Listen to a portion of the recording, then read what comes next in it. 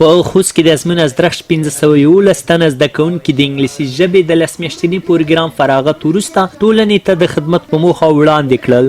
د مسؤلینو په وینا په یاد فارغ زده کوونکو کې ډېر هغه بېوزله او یتیم زده کوونکي دي چې د انګلیسي په برخه کې وړیا یا تخفیف شوي وو. سږ کال موږ د دې چاپیریال په ترڅ کې 1511 زده کوونکي ټولنې ته د خدمت په توګه وړاندې کوو. دا هغه زده کوونکي دي چې نه تنها فقط فارغ شوي دي، دا د انګلیسي په ټولو مهارتونو سمبال دي، که هغه ریډینګ دی، لیسنینګ دی، سپیکینګ دی، که ټول مهارتونه دي. دوی کولی شي په انګلیسي روانې خبرې وکړي.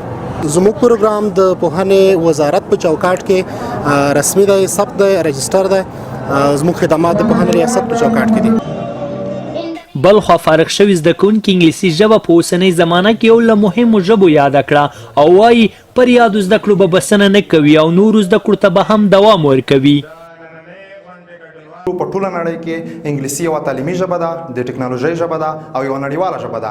هر څوک که غواړي چې پرمختګ وکړي په هر برخه کې وي، که په هر سکتور کې وي، موږ انګلیسي ژبې ته ضرورت لرو.